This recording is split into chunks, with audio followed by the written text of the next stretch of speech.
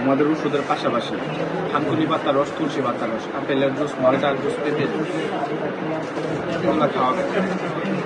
ওষুধ তো খাবেই। এক মোট পরিমাণ থানকুনি পাতা নিবে, ওটাকে 1 গ্লাস পানি দিয়ে ব্লেন্ডার করবে।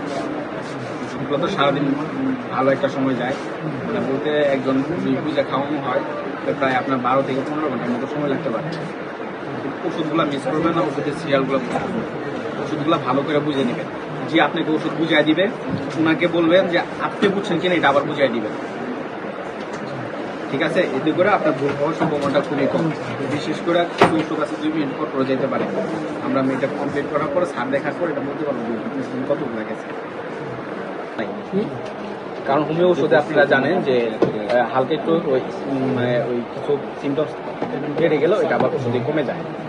কারণ সব ওষুধ তো বডিতে স্যুট করার মতো একটা ওষুধ ক্ষমতা লাগে। সেই সেক্ষেত্রে যে দুর্বল আছে, দুর্বলতা ওষুধ আমরা দিয়ে দিচ্ছি। গেলে এটা 10 থেকে 15 দিন একটা চাপ রয়েছে, তবে একটা চাপ দিবে। হ্যাঁ, অ্যালোপ্যাথি ওষুধ চালাতে পারবেন। প্রয়োজনে যদি কেমো দেওয়া মনে করে কেমো দেবেন। আর কেমো যদি সাইড এফেক্টও পড়ে যায় না, ট্রিটমেন্ট রুগী কত বাসা থাকতো, আমরা এখানে কাজ করি ক্যান্সার টার্ম নিয়ে। বডি থেকে আগে ক্যান্সার দূর হবে, দেন হলো ক্যান্সার টিউমারটা। এর মাঝখানে ক্যান্সার টিউমারটা ছোট হয়ে যাবে। তো আমরা আবার বলছি সুস্থ জন্মালে একটু চলা। আমাদের এখানে যারা আসে সবাই জীবনের মানে শেষ একটা রাস্তা হিসাবে আসে, সবাই জানে এটা মৃত্যু হবে।